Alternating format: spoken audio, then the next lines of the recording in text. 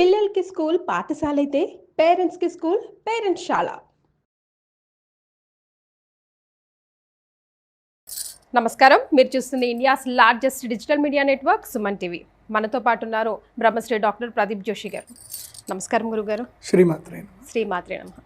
గురుగారు, ఈరోజు మనం కలవడానికి ఒక ఉద్దేశం, మన ముందు కొంతమంది మహిళా మనులు ఉన్నారు చూసారా, లక్ష్మీదేవి లాగా చక్కగా అలంకరించుకొని కూర్చున్నారు. ప్రతి ఒక్కరి మధ్యలో ఒక సందేహం, ధర్మ సందేహం, అది డైరెక్ట్గా మీ ద్వారా నివృత్తి చేసుకోవాలని ఇక్కడికి విచ్చేశారు గురుగారు. అయితే ప్రశ్న వారిదైనా సందేహం వారిదైనా మీరు చెప్పే సమాధానం చూసే సుమన్ టీవీ ప్రేక్షకులకి అందరికీ కోట్లాది మందికి ఉపయోగపడుతుంది. మరి ముందుగా మీ అందరికీ స్వాగతం అండి. నమస్కారం. ప్రదీప్ జోషి గురుగారు తెలియని వాళ్ళంటూ ఎవరు ఉండరు. సో గురుగారు ఎప్పుడు వస్తారా అని అందరూ చాలాసేపు నుంచి వెయిట్ చేస్తూ ఉన్నారు. గురుగారు, మగవాళ్ళకి ఏ పూజలు పునస్కారాలు వ్రతాలు నోములు లేవా? ఫస్ట్ ప్రశ్న అది. ఇందాక మనం మాట్లాడుకున్నప్పుడు ఎర్లీ మార్నింగ్స్ పూజకే ఎక్కువ ఫలితం ఉంటుంది అని అన్నారు కదా, ఆ టైం ఆల్మోస్ట్ వాళ్ళకి కుదరకపోవచ్చు. అప్పుడు ఆల్టర్నేట్ టైం ఆఫ్ కోర్స్ మీరు చెప్పారు, కానీ అది కూడా వాళ్ళకి ఆఫీస్లకు బిజినెస్లోకి వెళ్ళే టైము. అండ్ మేము చేస్తే అంత ఫలితం రాదెందుకు అన్నది ఒక ప్రశ్న. ఎవరు మేము అంటే మగవాళ్ళు చేస్తే ఎక్కువ శాతం ఏ గురుగారిని కదిలించినా కూడా మీకన్నా ఇంట్లో సార్ ఫ్రీగా ఉన్నారండి, వారు చేస్తే ఎక్కువ లాభదాయకం ఉంటుంది అని మాట వినిపిస్తుంది. కానీ ఆచరణలో మాత్రం ఎక్కువగా ఆడవాళ్ళమే వంగి లొంగి పూజ చేస్తాం చాలా ఓపికగా. అది ఎందుకు? మీరు నా 3 ప్రశ్నలకి చెప్పాలి గురుగారు. శ్రీ గురుభ్యో నమః. శ్రీమాత్రే నమః. వాస్తవంగా ఉపాసన అనుష్ఠానం అనేటువంటిది మగవాళ్ళకే సూచించబడింది. రోజు సంధ్యావందనం తప్పకుండా మగవాళ్లే చేయాలి. ఆడవాళ్ళకి సంధ్యావందనాలు లేవు. మీరు కూడా అన్ని ఆడవాళ్ళే చేయమని చెప్తారు గురుగారు. ఆడవాళ్ళకి వ్రతాలే ఉన్నాయి. అంటే మాకు వ్యూవర్స్ మీరే కాబట్టి మీకే చెప్తాము, వాళ్ళు చూడరు కాబట్టి. ఇప్పుడు సీరియల్స్ ఎవరు చూస్తారండి? కానీ లేదు గురుగారు, కొంచెం ఇప్పుడు చూసారా ఈ మధ్యకాలంలో డివోషనల్ మగవాళ్ళలో కూడా పెరిగింది.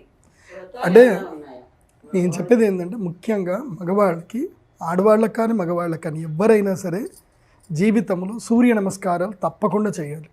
సూర్య అనుష్ఠానము ప్రతి ఒక్కరు కూడా చేయవలసిందే. అది స్త్రీలు కానీ పురుషులు కానీ. ఉదయ వేళల్లో సూర్య నమస్కారాలు అందరూ చేయాలి. అందరూ సూర్య నమస్కారాలు, అందరూ మంచిగా నీట్గా డ్రెస్ వేసుకోవాలి, వైట్ కలర్ క్లాత్ వేసుకోవాలి, సూర్య నమస్కారాలు తప్పకుండా చేయాలి. చేయడం వల్ల ఏంటంటే ఇటు మనకి యూనివర్సల్ ఎనర్జీ మనకి వస్తుంది, ఇటు వ్రతాల పూజల వల్ల చేయాల్సిన పుణ్యఫలము లభిస్తుంది. బికాజ్ ఓంకారాన్ని మించిన గొప్ప శక్తి ప్రపంచంలో ఏమీ లేదు. Very simple remedy. పొద్దున్నే లేవాలి, సూర్య నమస్కారాలు చేయాలి, సూర్యుడికి అభిముఖం కూర్చోవాలి, 21 మార్లు ఓంకారాన్ని గట్టిగా చదవాలి. సంతానము పొందగోరే స్త్రీలు మాత్రం ఓంకారం చదవకూడదు. సంతానం అయిపోయిన తర్వాత స్త్రీలు ఓంకారం గట్టిగా చదవచ్చు, అప్పటిదాకా చదవకూడదు. అక్కడి వరకు మీరు ఇందాక అడుగుతున్నారు, అంటే మేము పూజలు పలానా టైంలో చేయలేకపోవచ్చు, నిద్రపోతాము, అది ఇది అని. ఒకటి శాస్త్రం ఏం చెప్తుంది అని అంటే, అమనస్క ధ్యానం చేయండి అని కూడా శాస్త్రం చెప్తుంది. అందుకే పతంజలి యోగ సూత్రాలు చదవాలి. మనం కేవలం ధర్మశాస్త్ర గ్రంథాలు చదివితే సరిపోదు, కొన్ని యోగ సూత్రాలు కూడా ఉన్నాయి, అవి చదవాలి. శివసూత్రాలు కూడా చదవాలి. పతంజలి యోగ సూత్రంలో క్లియర్గా మనకు చెప్పారు, అమనస్క ధ్యానం కూడా మనం చేయొచ్చు. ఇప్పుడు మీరు ఒక పని చేస్తున్నారు, ఆ పని చేస్తూనే కూడా మనస్సులో మీరు భగవద్ధ్యానం చేసుకోవచ్చు. ఇప్పుడు లలితా ఉపాసకులు ఉన్నారు, మీకు లలితా సహస్రం మీరు చదవలేకపోతున్నారు, మనసులో చదువుకోండి లలితా సహస్రం. లక్షరోమలతాధార తాసమున్నేయ మధ్యమ స్తనభారదల మధ్య పట్టబంధు వళిత్రయ. ఈ మనసులో మీరు చదువుకుంటే ఏమన్నా తప్ప అంటారా? శుద్ధి ఆత్మకి ఎప్పుడు శుద్ధే, శరీర శుద్ధి లేదనుకుంటారేమో. మనము ఆయా ప్రాంతం లోపల వినగూడని వారు వినకూడదు అని చెప్పి మనకి అగస్త్యుల వారు కొన్ని నియమాలు చెప్పారు. హయగ్రీవుల వారు అగస్త్యుల వారు కొన్ని నియమాలు చెప్పారు. కానీ మనము మనస్సులో చదువుకుంటే తప్పేముంది? దానికి ఏ దోషం లేదు. శరీరానికే అన్ని దోషాలు, ఆత్మకి ఏ దోషం లేదు, మనస్సుకి ఏ దోషం లేదు. కాబట్టి మీరు పని చేస్తున్నా, పూజ చేస్తున్నా, కూర్చున్నా, పడుకున్నా, తింటున్నా, ఎప్పుడు కూడా నిత్య అమ్మవారి ధ్యానం మీరు చేసుకోవచ్చు, నిత్య ధ్యానం చేసుకోవచ్చు. అమనస్క ధ్యానం వల్ల ఒక ప్రయోజనం ఉంటుంది, నీకు ఆరా అనేది పెరుగుతూ ఉంటుంది. నీకు ఏదైనా కీడు శంకిస్తున్నా, ఏది జరుగుతున్నా సరే నీకు తెలిసిపోతుంది, 6 సెన్స్ పెరుగుతుంది అమనస్క ధ్యానం వల్ల. కాబట్టి పురుషులు కానీ స్త్రీలు కానీ ఎవరైనా సరే ఈ అమనస్క ధ్యానం కంటిన్యూ చేయొచ్చు. దానికి యోగా కావాలండి. మనకేం చేశారు అంటే, కొంతమంది పండితులు కావచ్చు, వాళ్ళు ఉపాసన బలం కావచ్చు, వాళ్ళు ఏం చేశారు అంటే కేవలము దైవోపాసన మాత్రం చెప్పారు. అంటే మంత్రం చదవండి జపం చేయండి, మంత్రం చదవండి జపం చేయండి అని చెప్పారు. కానీ యోగ విద్య ఎవరూ చెప్పలేదు. యోగ విద్య కావాలి. ఇప్పుడు ఉదాహరణకి మీరే కూర్చున్నారు, గంటలు గంటలు కూర్చుంటే ఇక్కడ మోకాలు నొప్పి లేస్తుంది. నాకు కూడా కూర్చొని ఇక్కడ నొప్పి లేవడం స్టార్ట్ అయింది. కాబట్టి మరి అంతసేపు కూర్చుంటే మన మోకాలు నొప్పి లేస్తాయి. అప్పుడు దేవుడు వచ్చి మనకు ట్రీట్మెంట్ చేస్తాడు, అశ్విని దేవతలు వస్తారు మన కోసం, రారు కదా. మళ్ళీ డాక్టర్ దగ్గరికి పోవాలి. డాక్టర్ గారు అంటారు మీరు సుఖాసనంలో కూర్చోవద్దండి, మీకు కాలు నొప్పులు ఉన్నాయని చెప్తారు. ఇంకొంతమందికి వెన్నుముక్క నొప్పులు వస్తాయి, కొంతమందికి కూర్చొని వాళ్ళకి కొన్ని ఎలర్జీస్ వస్తాయి. ఇంట్లో చాలామంది పూజ చేస్తారు కానీ అన్నీ సరిగ్గా పెట్టుకోరు. ఒకటి లైఫ్ స్టైల్ చాలా ఇంపార్టెంట్. లైఫ్ స్టైల్ ఇంపార్టెంట్ పెట్టుకుంటూ మనం జీవితాన్ని చాలా చక్కగా ముందుకు తీసుకెళ్ళాలి. దైవారాధనకు రోజు ఒక 2 గంటలు రెగ్యులర్గా పూజ, మిగతా టైంలో అమనస్క ధ్యానం. దైవానికి మనం దూరం ఉండమని చెప్పట్లే. సముద్రములో ఒక చాపిల్ ఉందట, దానికి వారి చుట్టుపక్కల అందరూ కూడా చెప్తున్నారట సముద్రం అట సూపర్ ఉంటుందట, చాలా బాగుంటుందట, ఆ సముద్రం లోపల పెద్ద పెద్ద ఉంటాయట అని చెప్పేసి అంటే ఆ చేప పోయి సముద్రంలో పోయి అందరిని అడుగుతుందట సముద్రం ఎక్కడుందా అని అడుగుతుంది. వాళ్ళు అన్నారట సముద్రం అది ఏమో తెలియదు నాకు అని అన్నీ అట్లనే అంటున్నాయట. మనము అంతా ఉన్నదే భగవంతుడి లోపలనే. మనం భగవంతుడు ఎక్కడున్నాడు, మనం ఎందుకు ఎక్కడం? మనము భగవంతుడి లోపల ఉన్నాము, మన లోపల భగవంతుడు ఉన్నాడు. సో అంతర్బహిష్ట తత్సర్వం వ్యాప్తి నారాయణ స్థిత అని మనకు మంత్రపుష్పంలో చెప్తారు. ఇది మనకి అర్థం చెప్పరు. నిజంగా చెప్పాలంటే నేను ఒక విషయంలో నేను ఈ మధ్య అంటే ఈ విషయం నేను చెప్పాలి తప్పకుండా. ఈ మధ్య నాకు ఒక మిత్రుడు పరిచయం అయ్యాడు. అంటే చిన్నప్పుడు నా ఫ్రెండ్స్ వాళ్ళు క్రిస్టియన్స్ కింద కన్వర్ట్ అయిపోయారు. కన్వర్ట్ అయిన తర్వాత వాడికి ఏం దోచిందో తెలియదు కానీ ప్రదీప్ జోషిని కూడా క్రిస్టియన్ కన్వర్ట్ చేయాలి అని చెప్పి నన్ను ఒరే నువ్వు తప్పకుండా రావాలరా అని చెప్పేసి అంటే సరేరా వస్తారా, దాంట్లో ఉంది ఫ్రెండ్షిప్లో ఏముంది, వస్తా, చర్చికి పోదాంరా రారా అన్నాడు. వస్తా అన్నా. ఏం చర్చికి పోతే ఏమవుతుంది, మనం కరెక్ట్ ఉండాలి, మనం చెప్పే మా అబ్బాయి మాటలు వింటే కరెక్ట్ కాదు. కానీ చర్చికి పోయా. But I was mesmerized over there. నేను నిజంగా ఆశ్చర్యపోయాను. చర్చిలో ఏం లేదు, ఒకటే వాక్యం అంటారు, ఓ 2 వాక్యాలు దేవుని వాక్యాలు అని 2 వాక్యాలు ఉంటాయి. వాడు 3 గంటల సేపు అదే వాక్యం చెప్తానే ఉంటాడు. 3 గంటల సేపు చెప్పి ఎక్స్పీరియన్స్ అయిన ఉండి పలానా వాక్యమును ప్రసరించడం వల్ల దేవుడి మాట వినడం వల్ల వీరు కోటీశ్వరులు అగుచుండిరి అని చెప్పి పక్కన కూర్చోబెడతాడనమాట. వాళ్ళందరూ చూపించరికి వీళ్ళందరూ అలలు అని చేతులు చెప్తాడు. చూసిన తర్వాత నాకు అబ్బో అందుకోసమే క్రిస్టియన్కి ఇంత ఈజీ కన్వర్ట్ అవుతున్నారు అనమాట. అదే మా దగ్గరికి వచ్చారనుకోండి, మేము అమ్మ సత్యనారాయణ వ్రతం చేస్తాం, అమ్మ ఆచరణ చేయండి అమ్మ, ఊర్బోస్తో అని చెప్తాం, అర్చిత ప్రార్చిత ప్రేమేధాస. మీకేమైనా మంత్రార్థాలు తెలుసా అంటే ఎవరికీ తెలీదు.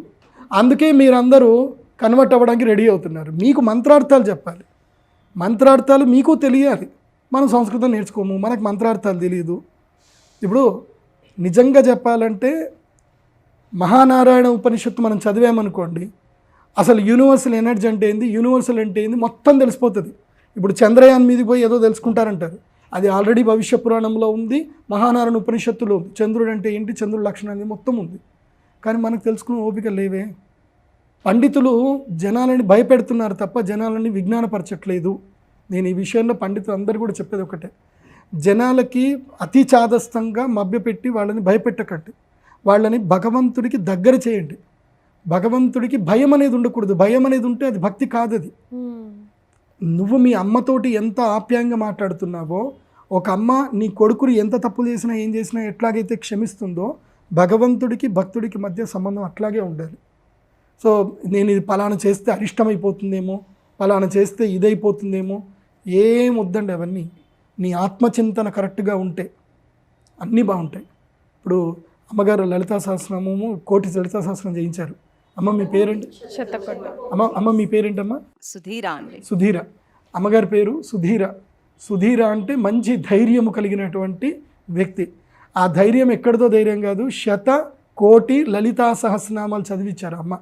నిజంగా చెప్పాలంటే అమ్మవారు ఈ అమ్మగారిని ఎంచుకుంది. లలితాదేవి వశిన్యాది వాగ్దేవతలు ఈమె స్వరూపంలో ఉన్నారని నేను అంటాను. అందుకే మీకు నమస్కారం అమ్మ. ఎందుకోసం అంటే అది మామూలు సంకల్పం కాదు. రహస్యానాం రహస్యంచ లలితా ప్రీతిదాయకం. సో అనన్య సదృశం స్తోత్రం నభూతం న భవిష్యతి. అలాంటి స్తోత్రం ఎక్కడ లేదు ఇంకా. సో అంత మహాద్భుతమైన, మరి విష్ణునామ సహస్రైశ్చ శివనామైకముత్తమం, శివనామ సహస్రైశ్చ దేవ్యానామైకముత్తమం. అంటే విష్ణు సహస్రనామాల కన్నా శివనామ సహస్రనామాల కన్నా దేవీనామం ఉత్తమం అని చెప్తున్నారు. అందులోపలనే మనకేం చెప్పారు, అంతర్ముఖ సమారాధ్య బహిర్ముఖ సుదుర్లభ. మీరు అమ్మవారిని బహిర్ముఖంగా పెట్టుకొని పూజ చేస్తే సుదుర్లభ, కానీ అంతర్ముఖ సమారాధ్య, అంతర్ముఖంలో ఉంటే ఆమె నిత్య ఆరాధ్యగా అమ్మవారి లోపల ఉంటుంది. ఈ తత్వం మనం తెలుసుకుంటే మనకు దైవం పట్ల భయం ఉండదు. గురుమూర్తి గుణనిధి గోమాత గుహజన్మభూహు అని చెప్పారు. గురుమూర్తి, నీకు ఏ గురువు అక్కర్లేదు. మనకి దేవి భాగవతంలో చెప్పారు, ఆయన పేరు నాకు గుర్తుకు రాదు, కానీ ఆయన వాళ్ళ రాజ్యమంతా కోల్పోయింది, చిన్నపిల్లాన్ని తీసుకుని అడవిలో పడేశారు. వాడికి ఏమీ తెలియదు, ఒక టార్జన్ లాగా పెరిగాడు, కానీ వాడికి తెలిసిన శబ్దం ఒక్కటే, ఏంటిది? హ్రీం. ఒక అడవి పంది వచ్చి గ్రీం అంది, అంతే. అదొక్కటి విన్నాడు. వాడు హ్రీం అనే బీజాక్షరం మాత్రమే పఠించాడు. ఏ పూజలు చేయలేదు, ఎక్కడికి వెళ్ళలేదు, ఏ వేదం నేర్చుకోలేదు, ఏమీ చేయలేదు. అమ్మవారు అనుగ్రహించింది, సాక్షాత్తు కనిపించి అమ్మవారే తన సైన్యంతో వచ్చి తన రాజ్యాన్ని తిరిగి అప్పచెప్పింది. దీన్ని బట్టి మనకి ఏమర్థమవుతుంది? మనం చాదస్తాలకు వెళ్ళకూడదు, భగవంతుడు సర్వత్రా ఉన్నాడు. మనం మనస్సు లోపల పూర్తిగా భగవంతుని ధ్యానం చేసుకుంటూ రెగ్యులర్గా అంతర్ముఖ సమారాధన చేసుకుంటూ వెళితే ఆ అమ్మవారు మనల్ని ఎప్పుడు ప్రొటెక్ట్ చేస్తుంది. ఇది మీరు అర్థం చేసుకోండి. ఆ మగవాళ్ళకి ఏదో చెప్పండి, ఎవరికైనా చెప్పండి.